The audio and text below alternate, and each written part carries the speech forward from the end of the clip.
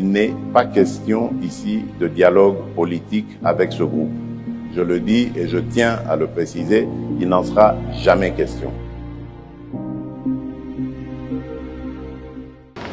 Bonjour et bonsoir, ça dépend les heures que vous suivez.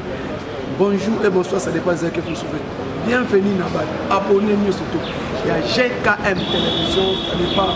Maman Ozolandanga, Tango Koki, Tosolo la Pona, Tosolo la Nabino, Tosolo la Pona Ekolo, Tolo Baba Vérité. Nous surtout peut-être Sabino. Nini Zole Kanamboka, Nabiso, Nini Oyo, Bakonzamboka, va préparer. On a pour ça la République démocratique du Congo. Toza dans 6 mois. Il y a élection présidentielle, challenge électoral au Tozokende. Calamité, Tokosolana Bino Yango, Bandekonangaï, Yamboka, Bissikane Soumozwami, c'est les 5 continents du monde. La Pessini Nombote, la Pessini Nombote, la Mama Obokolanda Biso, Natanio surtout, Okolande la Biso, Soki Bokobenga Biso, Bobenga Biso, Bochela Biso, ma commentaire, Bochela Biso, ma j'aime, et Kopesa Biso, Malamu Mingi, la Makamo Oto, Kolobana Bino, la Mama Obo.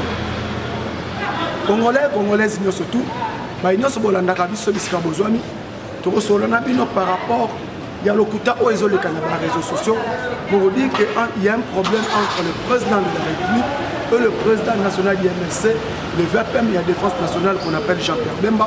Tokosolana Bino par rapport à la situation sécuritaire, où Trebi était le ministre, le VPM de l'intérieur, maître Peter Kazadi Kankonde, où Azoko séjourné dans Kwamout. O azakuni na maingombe nini yake kosala toko sola na bino pe lisusu ba nyonso bolanda kabiso na GKM Télévision na problème o ezoleka o batu balobi etekeno Félix Tshisekedi est incompétent incompétence na soke za wapi peut kolobena na bino les retours na depuis Haïti Chine to sala ma mise au point na Moïse Katumbi na Francis Kaluna na Martin Fayulu baké États-Unis Baké États-Unis, Baké Kolokanini, Baké Luka Lobing, Moyenini, Balongo la Félix Tshisekedi avant élection. Les deux opposants au Bazana, États-Unis d'Amérique, Jean-Pierre Bemba séjourne en Angola, dans le cadre de SADC parce que Toyebi, les forces angolaises, si Bandima qui déjà complet sa mission militaire, dans Bango, au Bakokota, la République démocratique du Congo, va accompagner le gouvernement dans le cadre de Kaka. Il y a Kolongo la Bamingounia, il y a M23, cadre de la force régional ya SADC au Fokota la carte ya sol congolaise et puis tokolobelana bino ba bazolo ba été comment Félix Tshisekedi bazokende kaka bazokende koluka ma force banda nous-mêmes nous avons une armée ici en République démocratique du Congo pourquoi ne pas organiser notre armée toke koluka armée ya bapaya tokolobela yango tokolobela pe lisusu na bino na cadre kaka tozo continuer ko sala toilettage na biso pour dire pour toiletter toute actualité politique. Na autre kolobelage Moïse Olive Lembe, l'ancien première dame, a commis au Kabambongo, azo sakanela mbongo, ba dollars, ba kotiango na ba investissement, mais a commis au Kaba, commis au boire Kambongo. Est-ce que mes digne d'être l'ancien première dame, c'est ça digne moyen, il y a ko sakanela mbongo ya mbok. C'est ça qui montre que ils ont pillé la République, mbongo ba pillaki. Comme il pour voyager partout, blaqué avec l'argent de la République, c'est que son mari a pillé quand il était le président de la République. C'est ça que nous allons un peu parler ici, la GKM Télévision, Tolo Belapona et Kolo. Merci beaucoup. Première fois, Bandeko, à Congolais. Mais si nous sommes besoin, nous sommes besoin d'Andabiso, doye bayango lelo. On ne parlera plus du M23. Notre pays, la République démocratique du Congo, Oyo Mboka Oya Fachi, Mboka Félix Tshisekedi Azoko Kamba, Toche point na makambo ya M23 et fin na makambo force régionale. Baloba qui était comment Félix Tshisekedi a renouvelé le mandat de la force régionale pendant que les mêmes forces régionales ont collaboré dans M23. Les mêmes forces régionales ont aidé la République démocratique du Congo. Le mandat de la force régionale, c'est un mandat offensif, non un mandat il y a observation. Ce qui est comme un mandat d'observation et comme un même mandat dans le MONUSCO à la Kabiso dans Mboka. Les mandats à force régionale, les qui offensifs, sans Bayaki, Premier point d'abord, il y a bloqué M23, va attaquer les sociétés. Nous nous sommes respectés, nos engagements en tant que nation souveraine. Tofanda qui te lobby était le corps la force régionale et côté là qui n'a pas dit, il y a Mungagana, il devrait directement d'attaquer les M23, mais ce que nous avons observé c'est quoi? La force régionale est orientée et accompagner l'armée congolaise. Va déloger M23, to moni et force régionale, comment qui kotambola, parce qu'on lie à M23, mais parce qu'on a photo d'ensemble. C'est là où nous avons Totikala qui te le dit non. Et là, quand les cabons te photo. Comment bino boye, pour accompagner le gouvernement congolais. Goubanda oyo boye, 60%, il y a pas moyen à force régionale et ils ont couru dans le gouvernement congolais. Comment le gouvernement congolais a pas moyen et permettre bino, bon sunga biso, to déloger M23, bino boboyi, bon limite, bon comme collaborer na bango. Raison pour laquelle le président de la République, en tant que vigilant, en tant que visionnaire qu'il est, a mon non, et l'autre faut continuer. Faut mandat na bango et c'est la ligne. Donc tant que tu commis et mandat na bango facile le 15 juin, tu commis au monde mituka oya armée Kenya, armée ougandais, ba armée wana nyo surtout, ya monde ezoko même. Et comme il faut faciliter ba M23. Donc pour lui, la force régionale aurait d'accompagner le gouvernement. Force régionale ba yena bango de vivre na ba femme congolaise. Donc, accompagner le gouvernement na côté. Si la force régionale vraiment, ils nous ont aidés. Prenons armée ougandais, armée kenyenne, armée tanzanienne, armée burundais. Aujourd'hui, on ne devrait pas parler du M23. Mais comment est M23 de plus en plus basé qu'on se positionner pour attaquer ou pour faire saut vers la ville de Goma? Pas question. Maintenant, ça n'a pas. On a renouvelé pour les donner dernière chance pour permettre à lui en septembre de se préparer. Et au moment où nous vous parlons, les mandats de la force régionale va repousser en 3 mois, encore jusqu'à septembre. Donc septembre, il faut que l'armée kenyenne, l'armée ougandaise, l'armée burundaise va quitter le sol congolais. Comment bino bozana armée, tozana armée na biso, mais tozo kende koluka kaka ba moyen, tozo armée à bapaya eya. Est-ce que ce n'est pas une façon de balkanisation de la République démocratique du Congo? Là nous devons dire que pas question, le Congo ne sera pas balkanisé. Problème il y a RDC, problème il y a insécurité dans le Congo, et ça problème régional, et ça insécurité d'une manière régionale. Comment va tu Tokoloba était yo ozolobango eza régional ndengeni. Notre problème est régional pourquoi? Parce que la République démocratique du Congo est une guerre asymétrique. À part guerre asymétrique, il y a une guerre combat régional. Quand je parle régional, c'est toute une région, il y a EAC. Les problèmes, il y a des nous avons des rebelles, les ADF Nalou. Les ADF Nalou, ils ont branche ya Daesh.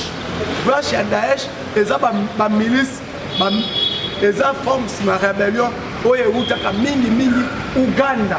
Donc quand je parle ADF, vous comprenez que nous avons ADF.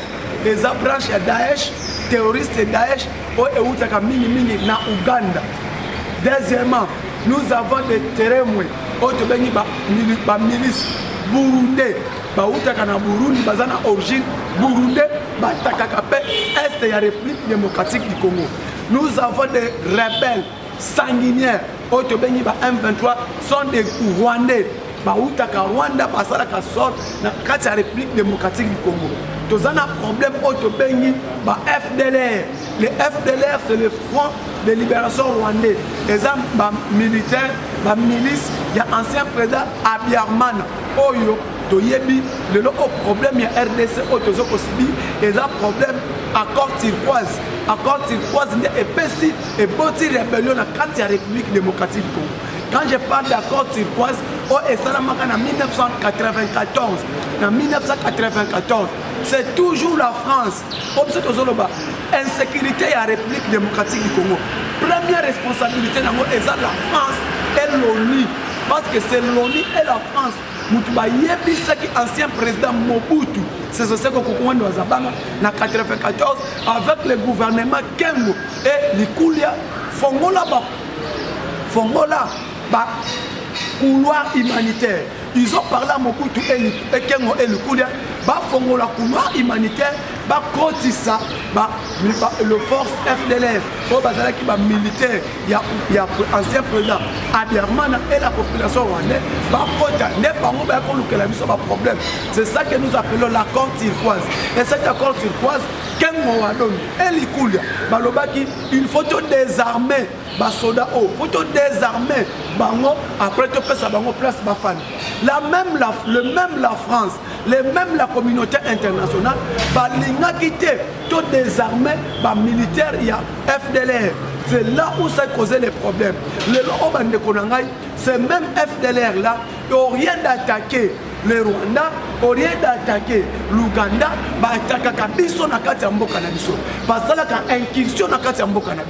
c'est là où nous appelons, nous interpellons la responsabilité de la France.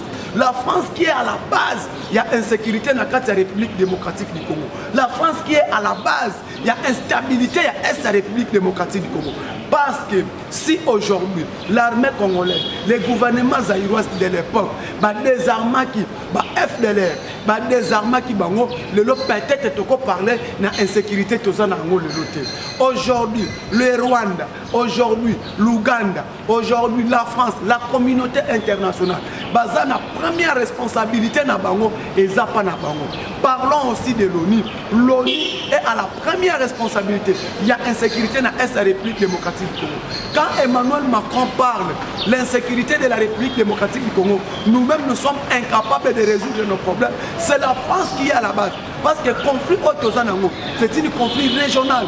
Conflit Otozanango, c'est un conflit régional. Le conflit comme est régional, nous devons résoudre ces problèmes en région. Le même Emmanuel Macron nous a dit ceci. Si aujourd'hui, respecter Kobima, M23 va limiter, ce qui va limiter, nous allons sanctionner. M23 limiter, nous allons sanctionner. Emmanuel Macron a en mars. Dès qu'arrive le 7 avril, M23 va limiter, toko sanctionner Bango. Est-ce que c'est vrai? Emmanuel Macron est capable de sanctionner le Rwanda parce que lui vit derrière les Rwandais. Les lots M23 va limiter, les lots M23 ne sont pas désarmés, ne sont pas cantonnés. Donc nous allons dire que non, parole d'honneur et Macron ont appelé ça qu'ils sont et ça respecté par les Rwandais. Or aujourd'hui, Kagame Toye Biango, mettre l'insécurité, mettre la déstabilisation, il y a la République démocratique du Congo. Les premières personnes, c'est M. Paul Kagame et la communauté internationale. Parce qu'aujourd'hui, même la communauté internationale vit derrière les Rwandais. Même la communauté internationale, 20 millions, Pesaki Rwanda, Pesaki coopération à Bango, armement, militairement, entre les Rwandais et la France. C'est que nous avons. Pourquoi la France se cache? Donc, vous qui vivez en France, l'insécurité de la République démocratique du Congo, première responsabilité, c'est la France, les Rwandais et ses communautés, ces fameuses communautés internationales. Guerre à Est, nous devons résoudre ces problèmes d'une manière régionale. Pourquoi? Après cantonnement, il y a M23. Ce n'est pas seulement le M23 qui sera cantonné. Même les ADF Nalou, même les FDLR seront cantonnés. Cantonnement na bango toyebi et nous allons les mingi. D'ici le mois de juillet, nous allons préparer, on va se préparer comment cantonnement M23 et Salem. Quand on va cantonner ces M23,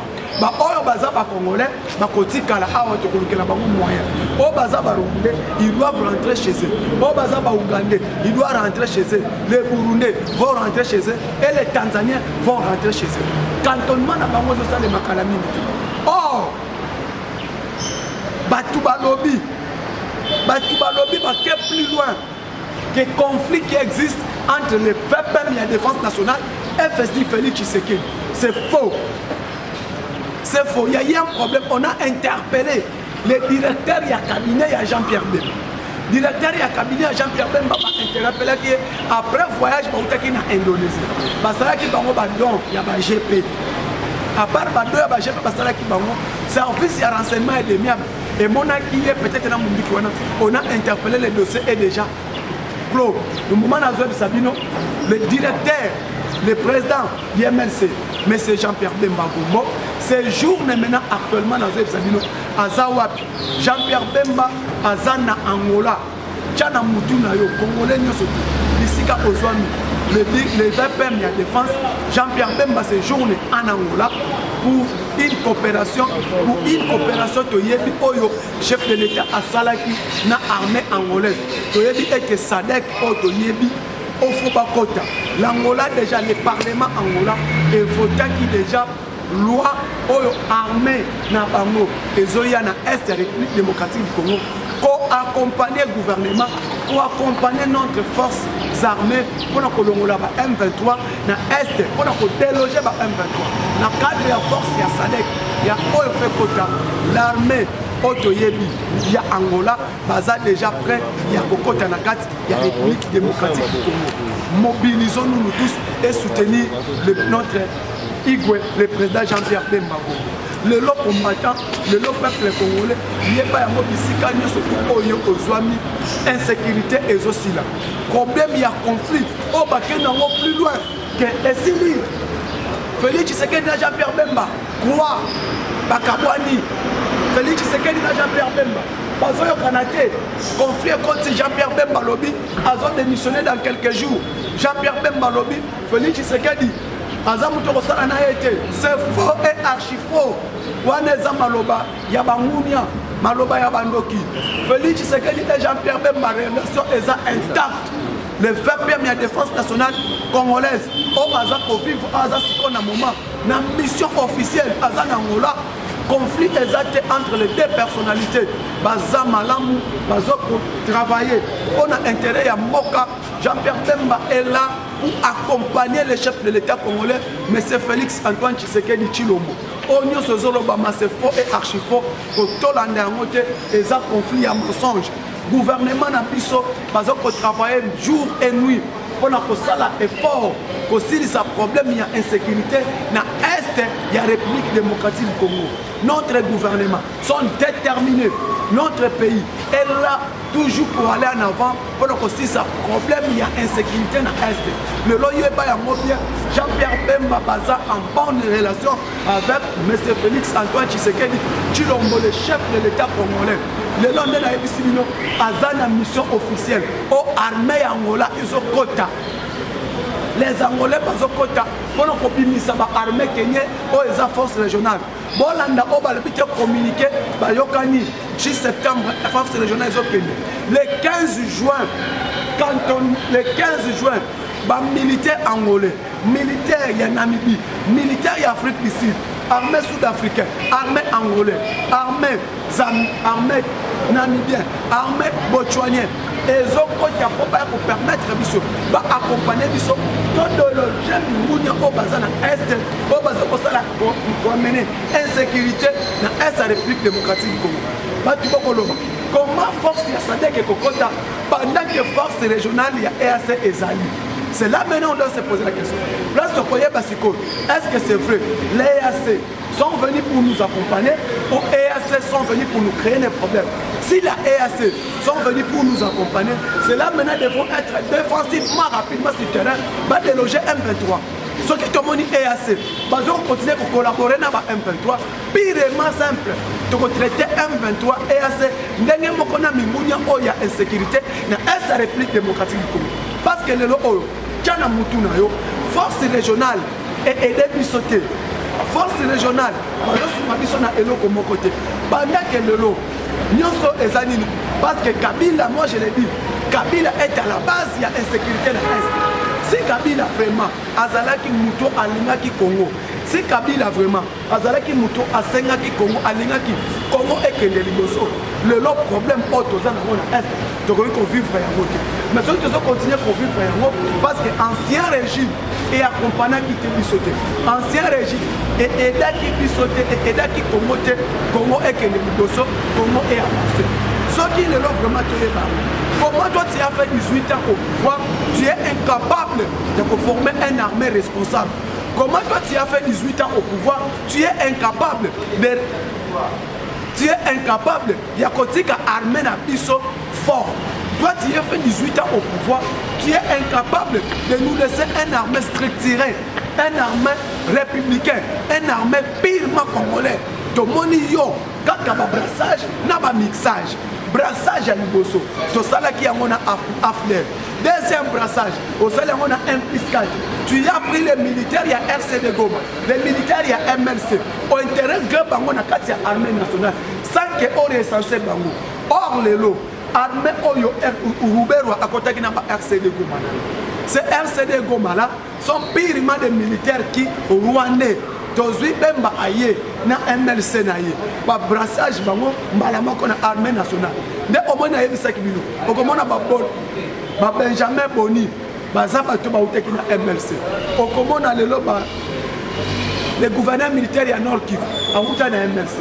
Au comment na banani l'inspecteur général, il y a la police, Bazabato Bayaki na brassage et mixage. Général Kassomo, Kadogo, Bayaki na Afler. Donc on a été armé na Bisso, et ça n'a armée nationale, mais c'est une armée internationale.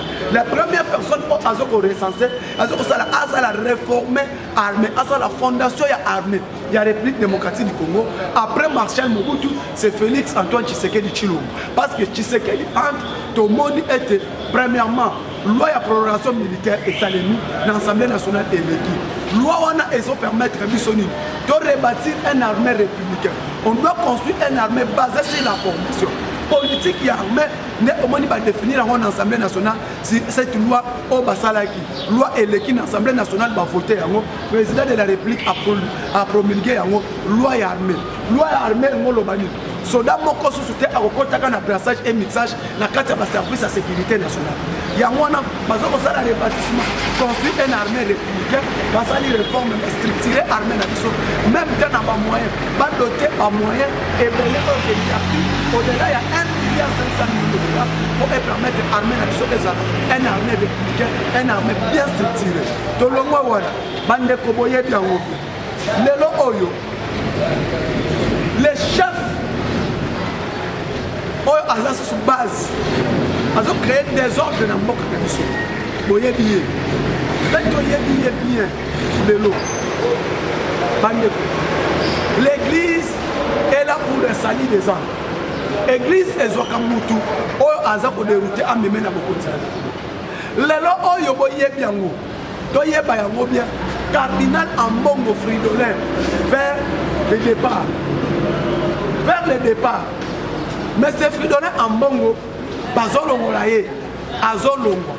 Ce qui n'a pas dit comment Fridolin Ambongo Azolongo. Pape n'a quitté à lobby. Pape n'a quitté à lobby. Il a dit Cardinal Ambongo lui a prêché. De Tchaki Yawana uniquement pour les salis et pour l'église. Mais on dit Cardinal Ambongo. Azana kati ya mafia, kati ya cop, opposant Bazo Méné.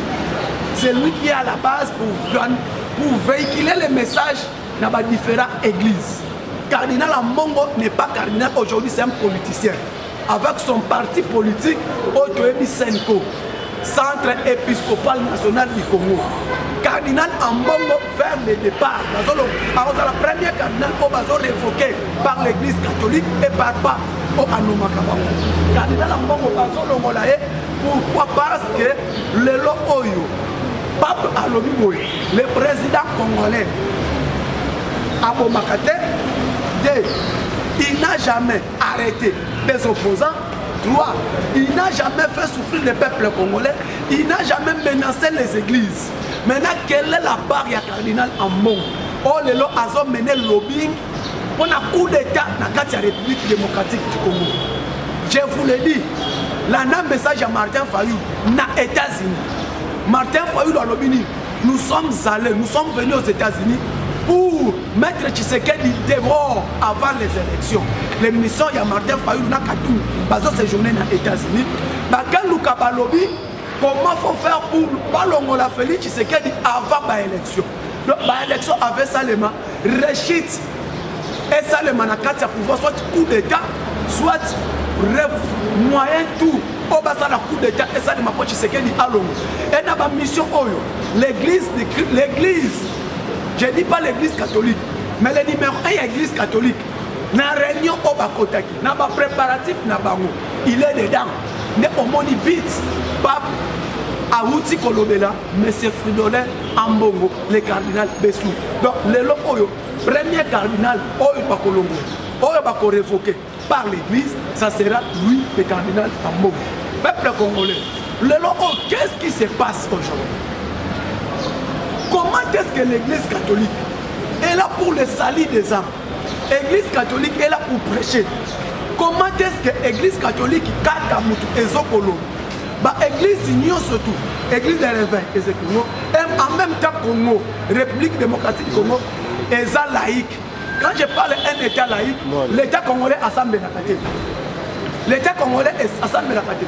Ce n'est pas comme qualité à Mali. Dans Mali, avant la présidence, avant la musulman.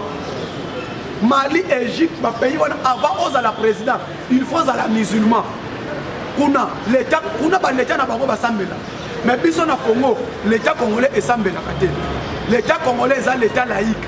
Donc dans Congo, l'église nous sommes ça. Tout le monde n'a aucun pape venu ici. Cardinal Ambongo, il a parlé au nom de l'État congolais, au nom de l'État congolais, au nom des peuples congolais en tant qu'équipe.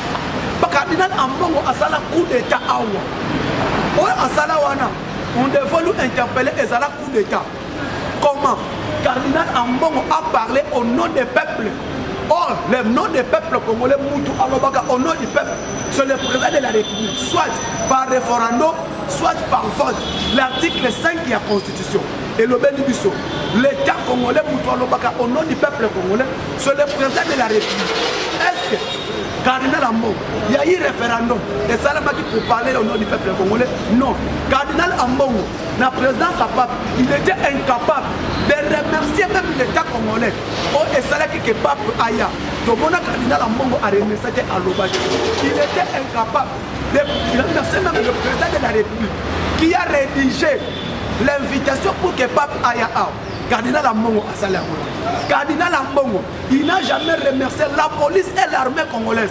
Au balala qui libanda, dans mon papa Yakiao. Non, il n'a jamais fait ça. Aujourd'hui, Cardinal Ambongo, il parle au nom de l'État congolais, ensemble avec des opposants pour préparer les coups d'État. La carte à Mabélé Nabissi. Moutoutou Ayebi. C'est que Fayoulou cherche, c'est que Katoumbi cherche, c'est que Matata cherche, c'est que Sessanga cherche. Bazo Lukanine, Bazo Luka renversement y a régime. Bazo Luka va retomber régime oyo. Parce que Balingi kokende na élection. Si nous irons aux élections avec Tshisekedi a un bilan plein. Il y a qu'on représente le peuple congolais. Quoi? C'est le plan militaire.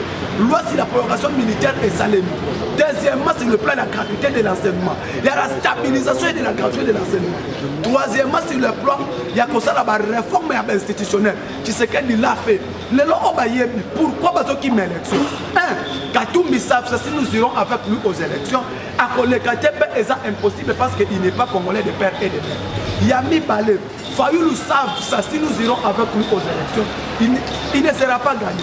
C'est ça Ayebi rebelle. Matata Mpondo, nous allons lui rappeler si Lukangalon. Katoumbi, nous allons lui rappeler si sa nationalité douteuse. Yebi Sanga Batouana, Tokena Pamona élection Nengeni. Oye deuxièmement, le corps a parlé de ceux qui ont une élection n'a fallu Tshisekedi en pleine 2023 élection. Peuple congolais Azana Moutunaye, que Fayoulou, Katoumbi n'est pas congolais. Peuple congolais Azana Moutunaye, Ayebi Matata Mponyo Apia Mamaboukangalot. Peuple congolais Azana Moutunaye, Azoye Bayango, c'est ça Denis, c'est ça Azana problème Anine, rebelle Aboma Batuna Ituri, dans notre Sud. Mais au Moni Batouana, Balingini, Baleni avant élection, Tshisekedi a l'ONU. Avant élection, Tshisekedi a Salanini a l'ONU. Bit na bango, on va combattre M. Félix Antoine Tshisekedi Chilombo. Tolongwa wana, Bandeko, Tochana Mutuna Biso. Opposition congolaise, ezalaka soutenu. Quand je parle de l'opposition congolaise, Batutu Bayebi bien. On a arrêté Salomon. Interpellé Salomon, pour quelle raison? On a interpellé Salomon et dit Kalonda. Et d'abord, Bandeko, dans le service de renseignement, des miables, le service de sécurité, ils ont un mandat. Ils ont présenté un mandat, ils ont présenté. Salomon et dit Kalonda n'a pas été enlevé.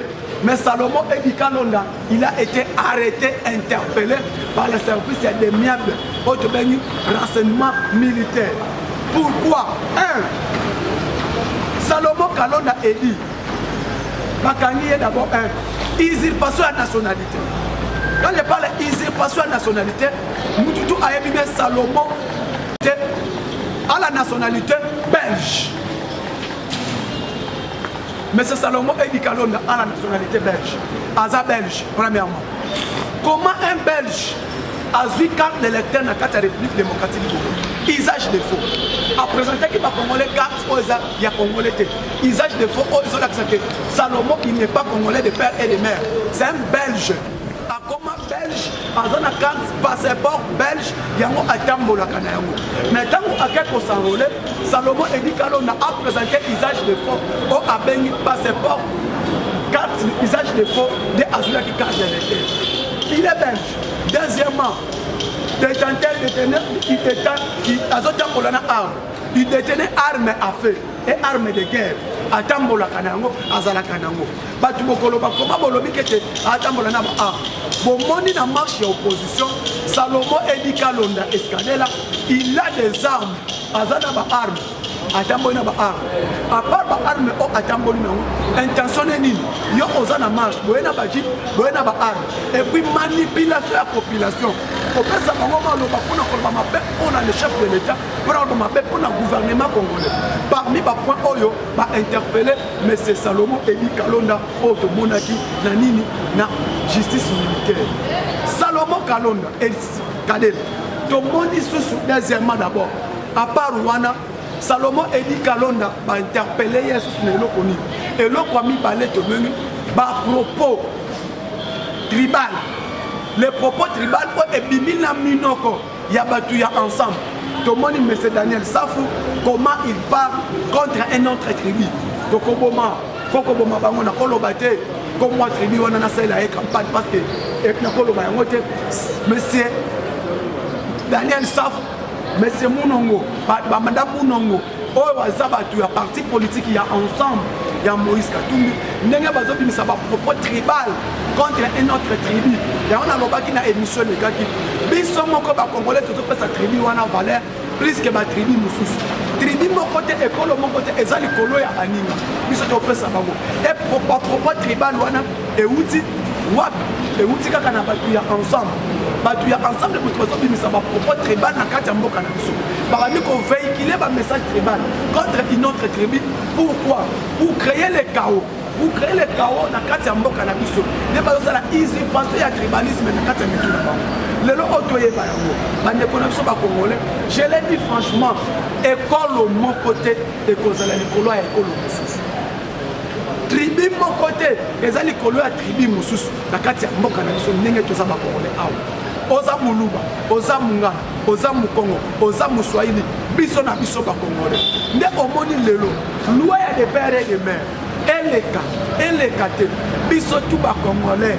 Cette fois-ci, nous devons voter un Congolais de père et de mère. Tomoni Bato va diriger biso pendant 18 ans. Comment ils se sont comportés? S'ils étaient des vrais Congolais dans notre pays, ils devraient d'abord commencer. Prêcher la bonne exemple.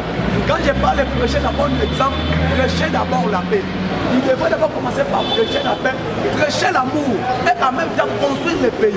Mais Batouana Baye, Batongi Komote, Batongi va gouverner, on a vraiment privé. Comment toi tu as un problème avec la justice? Au long de Guinée, je rentre au pays pour affronter la justice. Comment avoir incapable de affronter la justice? Comment tu as semé le maïs pour récolter l'université? Comment tu as construit une école? Tu nous as dit projet, il y a 1000 écoles. Tu as construit des écoles privées. Et na maniema batuna soye bayako tocha na mituna biso que lelo élection sokeza nous devons voter un Congolais de père et de mère à la tête de la République démocratique du Congo. Baïbaza étranger tocha bango libanda et ne pas procher ces étrangers. Comment toi tu étais gouverneur au Katanga à l'époque, tu étais incapable de faire un hectare de maïs pour l'intérêt du Katanga. Comment Ozalaki gouverneur na katanga oza incapable de kobongisa mboka na yo yo moko lelo otoye bango coopération avec l'armée chinois au chef de l'état auti kosala totiana mitu na biso Félix Tshisekedi et là faut te passer deuxième et second mandat le second mandat wana ne eko permettre biso asala effort asala réforme ya makasi na kati ya pays ba réforme wana eko permettre biso mboka na biso e matali ndenge ka mboka na biso so mata ndenge a recadrer ba contrat sino congolais ndenge anéantir yango ndenge annuler yango eko permettre biso to mata toujours de sincère à sincère peuple congolais place nyonso zwami tolongola tribalisme peuple congolais place nyonso zwami to accompagner Félix Tshisekedi Tshilo to accompagner gouvernement na biso lelo o batu balobaki comment mboka na biso pays pauvre Rwanda aza pays développé Rwanda c'est un pays développé sur le plan économique comment un pays développé sur le plan économique comment un pays qui a une armée solide fort il est incapable de franchir Goma. Je vous ai dit, mes chers Congolais, le jour où l'armée rwandaise va attaquer et récupérer la ville de Goma, jour Rwanda, ça sera et cause la catombe pour les Rwandais. Sachez-le que non, il sera les catombes pour les Rwandais. Parce que Mututu Oyebayango, l'armée congolaise a accueilli le matériel de guerre Yassika. Il y a une nouvelle génération. Tchad a déficit de minutes. Tchad a passé sur l'hélicoptère. Tchad a loué qui hélicoptère dans l'histoire zone ici. Comment il a loué qui hélicoptère yakala aux zones ici Yassika. 4 hélicoptères et outils Tchad au Ekiti. Mututu Oyebayango. Bon, le non, Centrafrique. Bon, mon iba arme côté dans la Centrafrique. Toujours qu'à la République démocratique du Congo, pas d'intérêt dans l'histoire. Mais tu vois, comment tu dois comprendre ça M23? Comment il en est 6 mois les M23 depuis qu'ils ont confiné dans Nirangongo et Ruchu? Bango baza fort. Fallait pas le loin masse pas Nirangongo na massis. Bakota Beni, Bakota Butembo, Bakota Bakangago. Mais ils sont incapables quand nous disons que non. Comment tu dois continuer par rapport au Kenya qui na Nairobi, au Kenya qui na Luanda. Toujours dans le cadre de la force régionale. Donc, il y a qui continue parce que l'État congolais. L'État congolais est travailler dans en paix.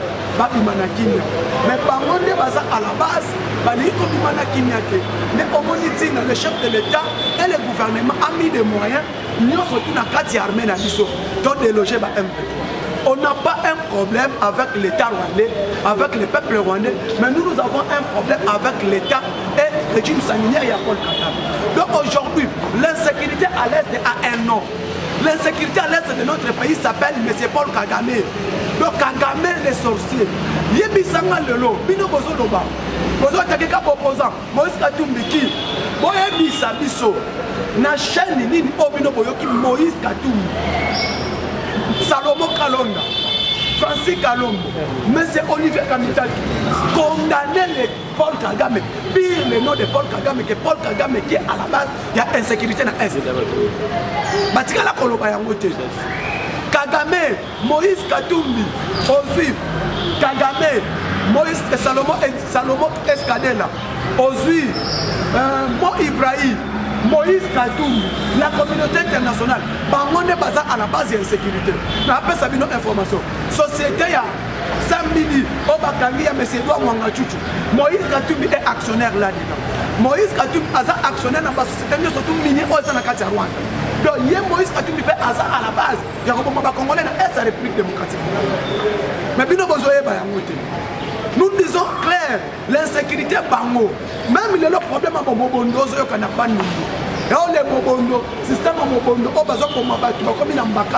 c'est toujours les opposants en complicité avec le régime Kagame. Basali marche après marche Nini Salé. Basili si marche, Balobaki jeudi Bakoya Susunaseni. Baye, ils ont où? Bangona Baké des États-Unis, Baké Lukabalobi. Basala, rechit ya régime na kasa Kinshasa. Balingidin, Baké Mouta Balobi, d'ici j'y ba renverser le régime Tshisekedi. Na kati wana tomoni Moïse Katumbi na réunion. Bazali, et cardinal à Mbongo, tiens, Basali réunion wana. Quand on dit clair que non, peuple congolais, dans la vigilance. Peuple congolais, Donc, quand on a manipulé par certains politiciens mal positionnés. Et les gens là, ils sautent. Tu as avancement à Congo. Tu as le Congo et continuer à vivre dans l'instabilité. Tu continuer à vivre comme ça. Pour que tu moyen de se ok, merci beaucoup. Plus de 143, 89, 86, 52, 097. Plus de 143, 89, 86, 52, 097. Na pesi mote na ndeko nanga marcoché na caméra na kati ya chaîne na Congo Liberté na pesi mote na ndeko nanga chaque na kati ya GKM télévision mes frères collaborateurs toujours nous sommes ensemble avec vous mais oko pesa biso na pesi bino ba merci na bino na ba disposition eta obozoya bozo pesa biso tozoleka na GKM télévision tozoleka na Congo Liberté télévision pour nous permettre mboka na biso ekende biso je dis et je vous remercie.